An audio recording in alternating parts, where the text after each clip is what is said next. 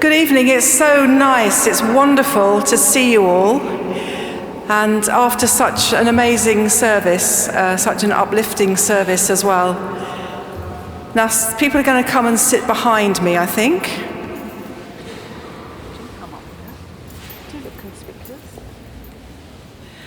And we're just going to speak for a few moments about why we're here. My name is Rachel. I'm the Canon for Liturgy and Music. So I have the responsibility for all the worship and liturgy and music that happens in the Cathedral, which is wonderful. It's such a fantastic job to have. So I'm here to introduce some of our musicians to you, and also to say a little bit about why we're here tonight. Thank you for responding to any invitations that you were sent, or to a notice that you might have seen, or something that you've seen on the website. I've been here about 17 months, and in that time I have been delighted and amazed at the musical output of our musicians. And can we just start with a really big round of applause for all of tonight's music?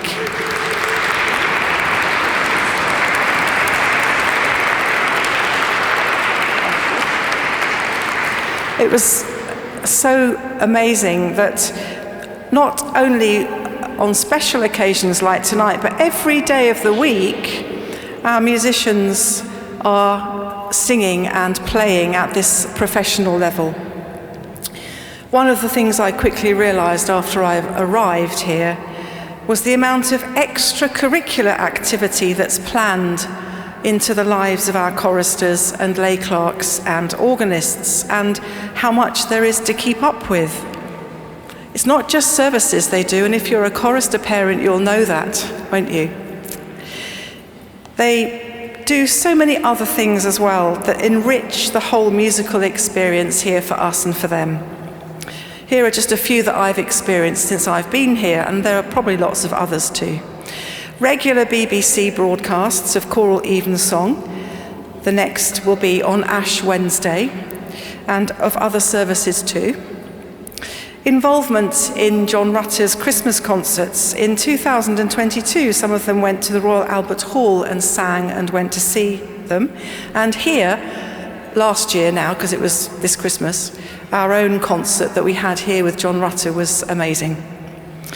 The girls being encouraged to enter the BBC Young Chorister of the Year competition, with Ruby winning in 2021 and Annie becoming a finalist in 2023.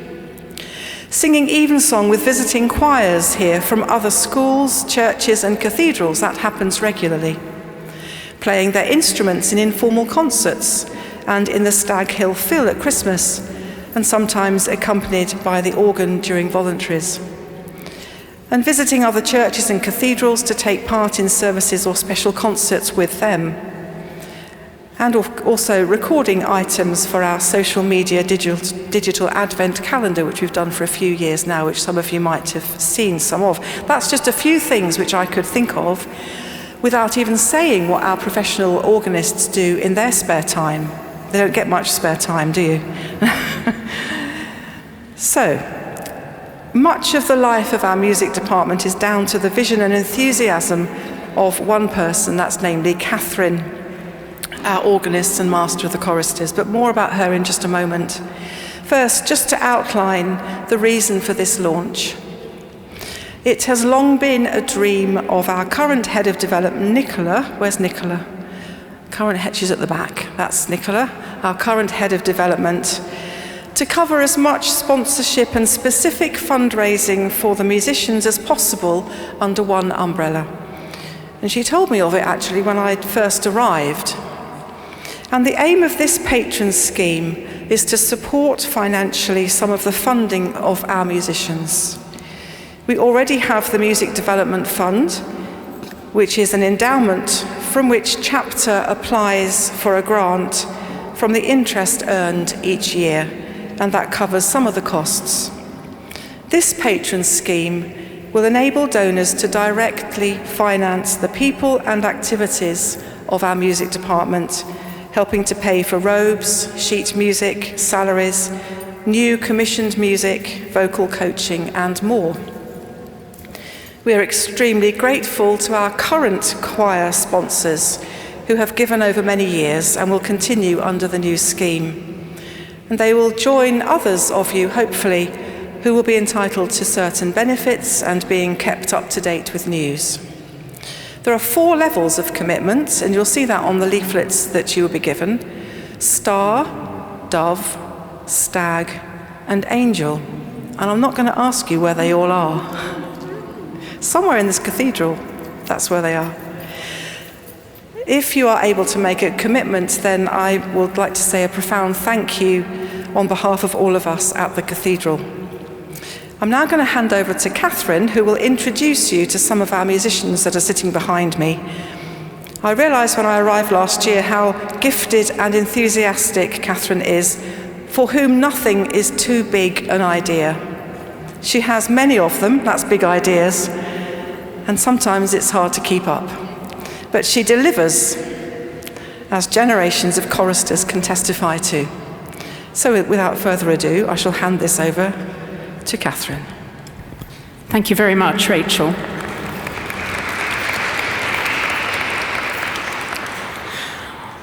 Well, it's lovely to see so many people here gathered this evening after our service for the Epiphany and marking this period of time. And Epiphanies can sometimes be regarded as new beginnings or light bulb moments. And this is indeed one of those moments in the cathedral's life. Canon Rachel says she's been here for 17 months. I am now entering my 17th year of service to this cathedral church, and it's a great joy and delight to me to serve in this space and to indeed work with generations of people, so many who've passed through these doors and gone on to other things, and people who are newly arriving here in the building, just beginning their journey as part of the team of musicians in this place. And so behind me I have gathered 4 unwilling suspects to speak briefly, and they're all going to get roughly the same sorts of questions, but I think we'll get some very different answers. So I'm going to start with one of our newest recruits, and that's Fraser Elson, our lay clerk, who joined us in September.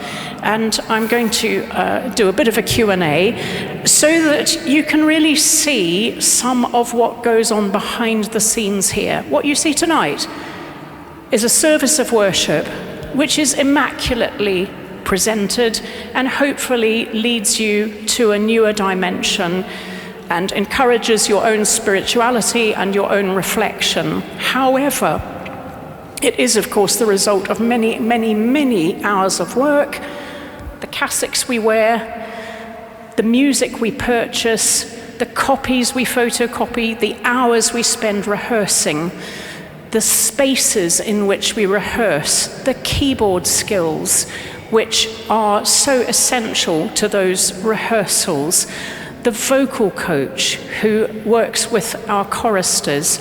Our lay clerks, of course, work here for a total of 12 hours a week, and they do many other things, and we're going to find out.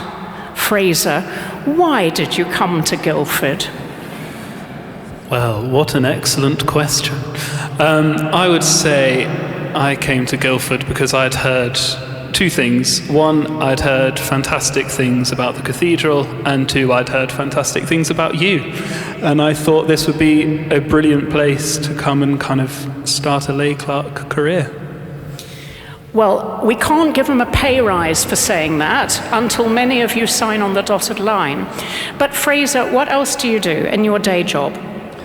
So I am a choral director for a singing program through the Catholic Church. So I go into Catholic primary schools and deliver weekly singing sessions, and we're starting up choirs to sing in their local parishes. That's fantastic. And how did you become a singer? What led you to become interested in this route? It started at school with my head of music at school, David Gibbs, was a huge inspiration, and I started in the school choir with my best friend. We decided to become tenors one day, and then that was that, really, and went on to a graduate music scholarship at Whitgift School, where we also sang at the Minster there, and loved it so much that I wanted to keep the church singing going. That's fantastic. Thank you very much indeed. Now I'm going to move on to Heidi, who's sitting here, who's our joint head girl chorister. So I think, Heidi, arise, shine, for thy light has come. There we are. So Heidi, what made you want to join the Cathedral choir, aside from your parents? Well, obviously my sister Phoebe joined before me, and I'd been singing since I was born, basically. My whole family just sing around the house every day, and I saw that Phoebe got in through this audition, and I really wanted to kind of follow her and do something with her that would link us to music. And I came to watch services that she was in, and I absolutely loved the music they made, and I never thought I would be able to be a part of that. But the cathedral's taught me so much about singing in a choral environment rather than just at my house. And Heidi, if you can put into words, what does it mean to you? Wow. Everything. Is that allowed? It's part of my life. The cathedral is my second home.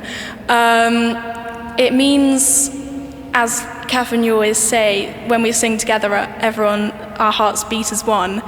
And it means I can feel a sense of involvement with people who have the same interests as me.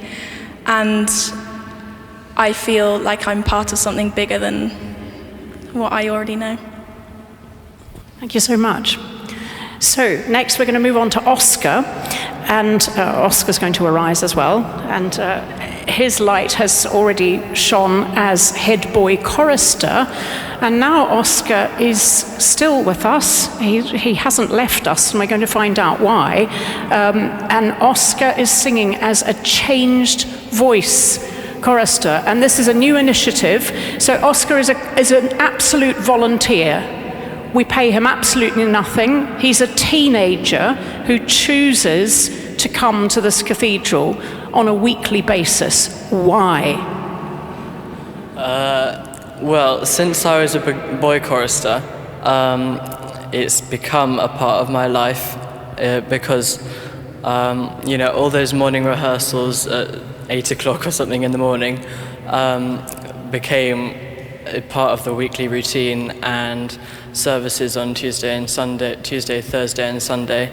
And once I reached year 8, once my voice didn't break at that point, I thought, why not carry on, because I love it so much. And then when I got to year 9, when my voice started to break and all sorts of things started to happen, I still wanted to carry on, but also venture into other things in life, so maybe in school and stuff like that. But while carrying on with Cathedral, and yeah, I think. Excellent. And what has it been like for you with your voice changing, and how is it standing next to the lay clerks? Well, the first bit, it was, obviously a new experience because it's never happened before to me in year 9, and because it was quite easy singing in treble. It was like it had become a habit because I'd done it for so long, but now I had to still have to learn that technique and all again, and singing next to lay clerks is epic because they're all so much better than me, but in a good way, because I can learn from them, I can listen to them, I can sing the same music as they're singing, and hopefully sing like them someday. Thank you very much. And you may sit down, thank you. And it's worth noting, and I keep saying this over and over and over again, that on Christmas Day afternoon, when we sang our carol service, we augment the choir if our budget allows. Do you see where I'm going with this? To have an extra 6 deputy singers with us, and on Christmas Day afternoon, all of those 6 singers were my former choristers who had passed through the choir, and I felt so proud to see them standing there. Right, well, we have a fantastically talented sub-organist who's been with us since the summer term of last year, and he has been making a real mark here, and I am particularly appreciative not only of his wry sense of humour, his wit, his observations, but for me as a musician, the way that Asher uses this instrument in this building, which by the way is a bit broken at the moment, and we can't afford to fix it. This is true. The organ part of it we cannot use because it is broken, okay? But Asher still manages to find some fantastic sounds, and they're absolutely wonderful. Even this morning, I was struck by how he had registered, that's what we say, the selection of sounds for a particular piece of music that we sang this morning. That's called the curse of the water bottle. We've lived without them for centuries, but now we can't. Anyway, it's good to have some extra percussion, but Asher, what made you choose, first of all, to apply to Guildford Cathedral and to come here? Well, actually, a few months before I found out that Richard Moore, who was here until last Easter, was moving on, Richard that is, organised a conference for an organist, a kind of get-together, if you will, for people in our line of work, which he organised here. Brilliant one-day conference talks, kind of self-help groups and the like. And that finished off with watching the choir rehearse for Evensong. And I was really struck by not only the way that it was the boy choristers that evening that they were singing, but the way in which Katherine, sorry to talk about you again, interacted with them. In lots of rehearsals, it can be a one-way street of a director telling a choir or showing a choir what they want them to do. And obviously that is very important, but the way that Katherine engaged with them and listened to what they had to bring to the table and then used that, I thought was something really quite special. And so when Richard announced that he was moving on a few months later, I was very, very keen indeed to be his successor. Thank you very much.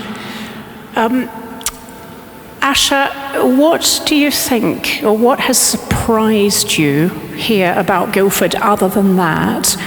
And what are some of the challenges that we face as a team? Perhaps you could say something about the 6:25 a.m. alarm. Yes, not my fondest thing tomorrow morning. Yes, we have a unique setup here, I think, in that there is a choir school for our boy choristers, which is nearby but not on site. So we have the joy of Guildford rush hour, like many of you do, first thing on our Mondays, Tuesdays, Thursdays and Fridays to rehearse with the boys at RGS Prep School. Our girl choristers are drawn from all over, all different schools in the local area, and so when they are coming together on a Friday evening or a Tuesday evening, they also have to cope with the challenges of Guildford rush hour traffic and the like. It's brilliant that we have both these models which work, and they have worked well for some time, but they do have their challenges. Thank you very much. I think I just want to say that people often say to me, I feel very passionate about music here. And it's true, I do feel passionate about it. The reason I feel passionate about it, well, there are manifold reasons. Because we give people a chance, we give people an opportunity, and the music that we sing here and can provide here transforms people's lives.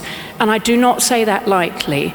The children who come through this door, I view each of them as an individual, but as part of a whole.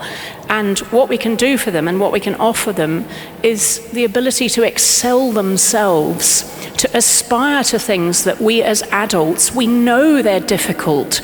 We know they're hard things to do, but we watch as we teach and are privileged to teach these young people and indeed these adults, and we watch them grow and excel, and time again we learn that music in worship is transformational, not just for the people who perform it, the people who compose it, but also for the people who listen to it.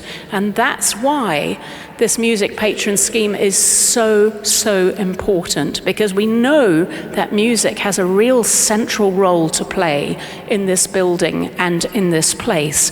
And not just here, but we know the people who have been transformed by this, who have gone on from here, whether they're the adult lay clerks now enjoying other roles elsewhere in their own lives, or whether they are the young people whom, as I mentioned, were here on Christmas Day afternoon, who now are perhaps lawyers, perhaps teachers, perhaps professional musicians, but all have this one unique thing to offer. And if music fails in this place, I firmly believe that music will start, and this is going to be one of my dramatic statements, to fail in this town. And we cannot allow that to happen.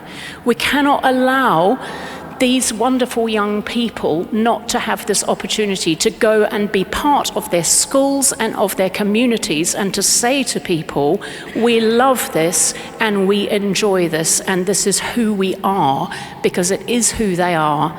This is their thing. And that's why I really commend this music patron scheme to you today for the price of a cup of coffee per week. I want to thank you for being here this evening. I want to thank you for your support. I'm going to hand back to Canon Rachel. Thank you.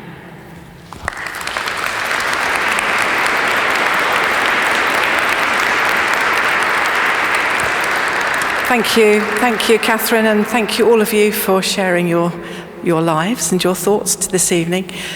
The idea now is just for a bit of mingling, and quite a lot of us will be around if you want to ask us any questions. There's some of the development team here, the ones that have been handing out the leaflets, musicians here, Katherine, Asher, myself, lay clerks. If you'd like to ask us anything in the next few minutes, then that's the opportunity. I'm going to just hand over to Berrie, who is one of the leaders of this whole process, really, with Nicola and with others.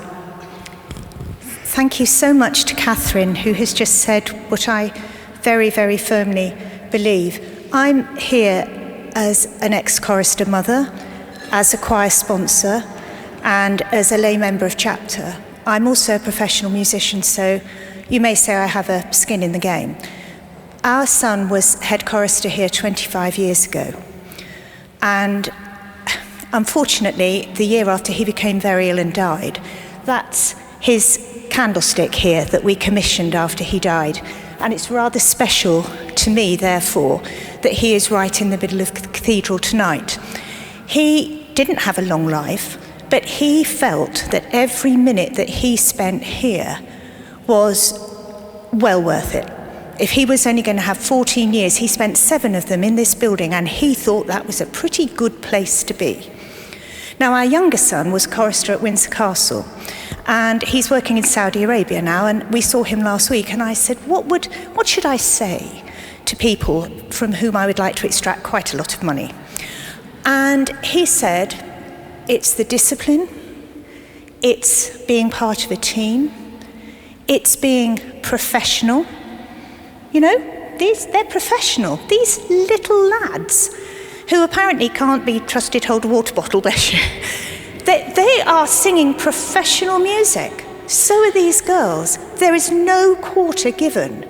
You know, if you're singing at the Queen Mother's funeral, you can't say, oh, well, it's a bit of an off day. You have to rock up and do the job properly. And if any of these young people had been selected to play for Chelsea Football Club as juniors, then you would be saying, yeah, let's get them there every day. This is important. So is this. My children's lives were transformed by being choristers. Christopher went on to with a major music scholarship. His violin and piano playing I would not subject you to, but the point is that he paid basically for his own education. That isn't possible in the way it was for our children now. There are several of us here who are choir parents with me. It's not possible. There are not those kind of scholarships now. We have to give children these opportunities. Katherine, you are so right. We have to give children who can sing the chance to do something that maybe 90% of people out there don't know about. Well, they should. If you know a little boy that can sing or an older girl that can sing, let them come here. You don't have to have a huge religious faith. You just have to want this for them, and who wouldn't? Katherine and these people behind me are doing the most incredible job. And so mingle, talk to everybody, see what you can find out, and then what I'd really love is for you to go home with huge pride in your hearts at what goes on here, and music in your ears, and I'm really hoping just the tiniest twitch of your credit cards.